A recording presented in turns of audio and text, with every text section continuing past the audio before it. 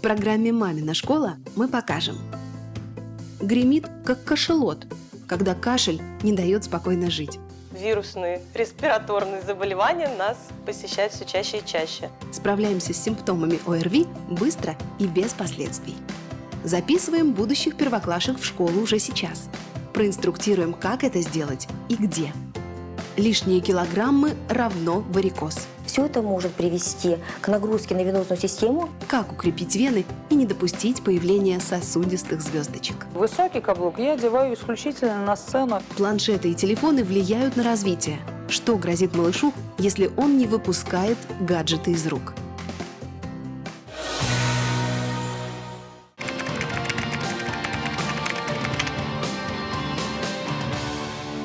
В Москве стартовала запись будущих первоклассников в школы.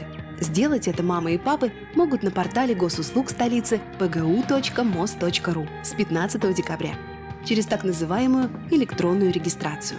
Есть два варианта. Первый – родители выбирают 3 учебных заведения, в которые удобнее или больше всего хочется ходить их детям. Но в этом случае директора имеют право отказать, если уже нет свободных мест. Ждать ответа придется недолго, всего 5 рабочих дней. Второй вариант – записать ребенка в школу по месту постоянной регистрации.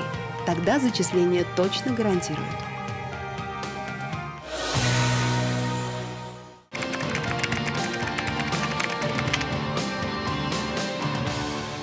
Яркая, неподражаемая женщина-огонек. Все это про Викторию Пьер-Мари. Королева российского блюза славится своим веселым характером, уникальным голосом и харизмой. Какие во мне недостатки? Поглядишь, везде всего и достаточно.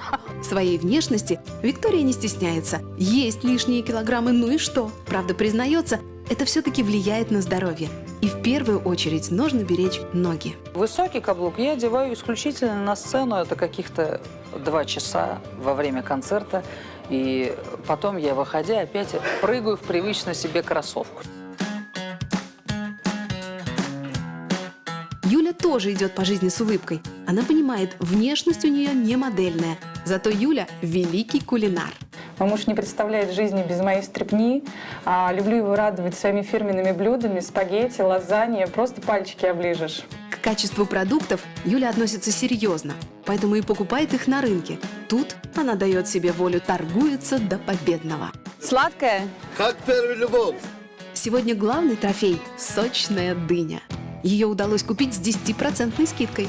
Только вот собственные силы Юля, похоже, не рассчитала. В каждой руке пакеты весом по 7-8 килограммов. Неудивительно, что после таких походов за продуктами ноги особенно ноют и болят. Это первые симптомы развития варикоза. Есть и наследственные факторы, которые ведут к слабости сосудистой стенки. Все это может привести к нагрузке на венозную систему и привести к варикозному расширению вен нижних конечностей. Поэтому так важно следить за своим весом, правильно заниматься спортом, правильно носить обувь. По данным Академии медицинских наук, 60% российских женщин и 50% мужчин старше 30 лет с избыточным весом. А каждый третий вообще страдает ожирением. А ведь это дополнительная нагрузка на вены ног. Они оказываются в постоянном напряжении и не выдерживают. Со временем все это приводит к серьезным осложнениям. Если варикоз не лечить, есть риск оказаться на операционном столе. И в этом лечении основное место занимают венотоники, которые укрепляют и защищают функцию венозной стенки. И из таких препаратов мы очень любим препарат, это препарат флебодия. Основным действующим компонентом это является гиасмин, который относится к ангиопротекторам.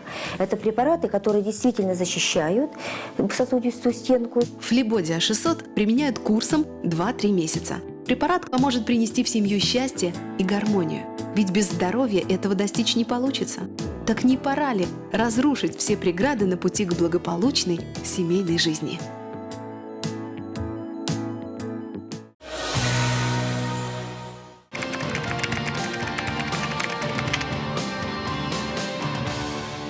Сенсационное заявление сделали британские ученые. Оказывается, руки детей слабеют из-за планшетов и телефонов. Современные малыши уже с 2 лет пользуются гаджетами. Как результат, не развиваются мышцы. Позднее такие мальчики и девочки сталкиваются с проблемами в обучении. Им тяжелее держать ручку или карандаш и сложнее выполнять упражнения по правописанию. Чтобы не допустить этого, родителям рекомендуют обратить внимание на физическое развитие детей. Вместо электронных развлечений почаще гулять с малышами, развлекать их подвижными играми, а еще отдать в спортивную секцию. Ведь физкультура точно поможет укрепить мышцы рук. В маминой школе еще много интересного. 29 тысяч медведей на льду. Хоккеисты в недоумении. Почему фанаты забросали спортсменов плюшевыми медведями? Сколько пасты выдавить и какую щетку купить? Советы, как правильно научить малыша чистить зубы. Детская простуда. Помогут ли редька с медом и теплое молоко? Пробуем на первых стадиях, конечно, народными способами, методами. Проверенный рецепт от вирусной инфекции.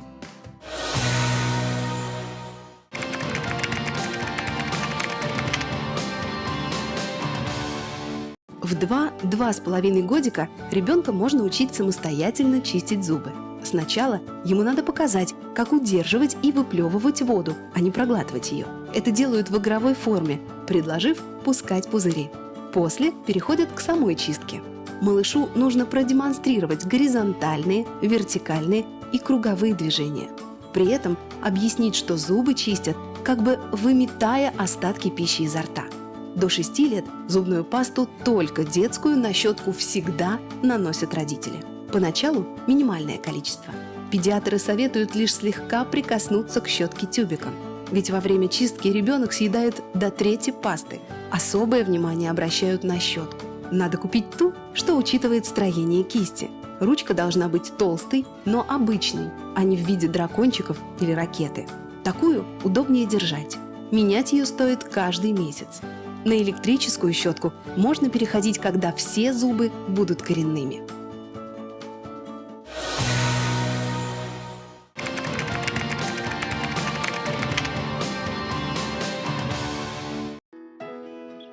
Викуся? Викусь, пора вставать.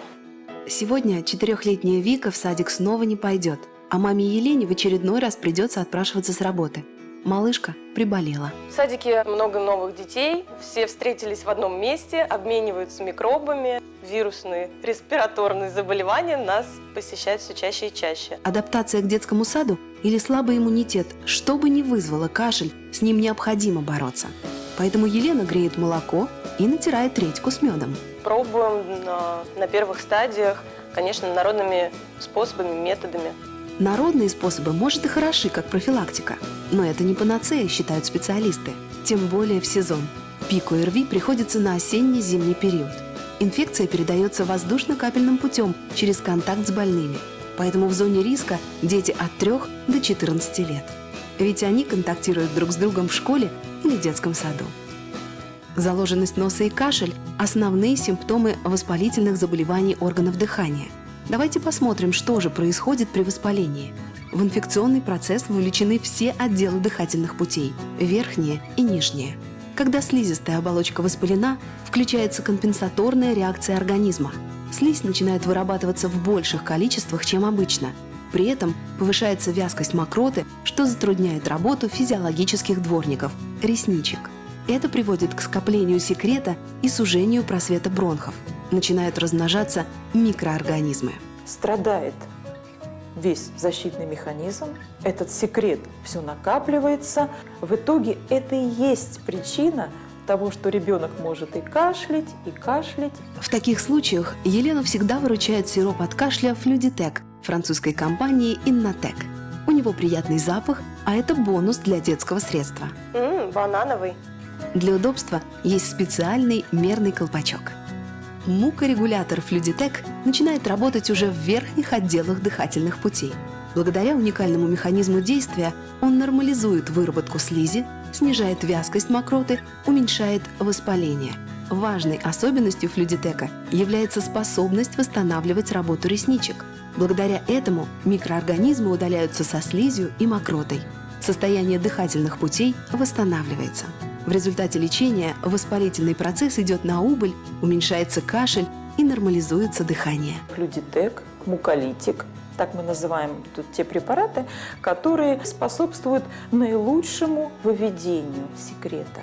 Людитек оказывает восстанавливающее действие на поврежденную слизистую с нарушенным вот этим действием ресничек и в бронхах, и в трахее, и в носовых ходах, и даже и в области среднего уха.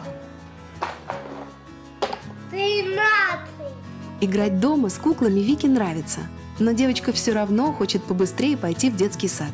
Одной скучно, а там друзья. Но сначала нужно долечиться. Чтобы победить кашель до конца, недостаточно просто снять симптомы. Поэтому мама непреклонна, пока никаких прогулок.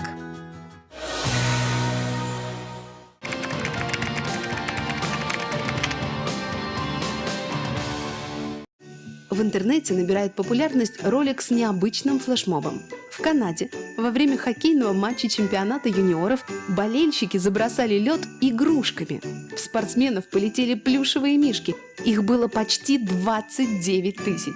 Из-за такого огромного количества игру даже пришлось приостановить. Но хоккеисты не растерялись. Они наслаждались моментом. Правда, чтобы продолжить матч, игрушки все-таки пришлось убрать. Ну а мы решили вспомнить пару флешмобов, которые покорили всемирную сеть.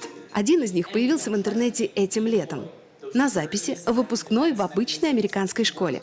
Сегодня еще студент, а завтра взрослый мужчина говорит речь, которую неожиданно заканчивает самым настоящим представлением. Учителя такого не ожидали. Выпускники пустились в пляс под песню Тейлор Свифт.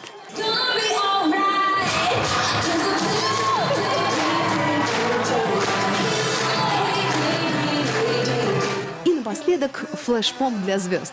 Фанаты американской группы Black Eyed Peas подготовили танцевальный номер. Во время выступления кумиров они неожиданно начали синхронно двигаться, чем очень удивили музыкантов. Что из этого получилось, смотрите сами. Блогеры ролик уже оценили. Look at her dancing. Let's take it. Here we go. We gotta rock. Easy come, easy go.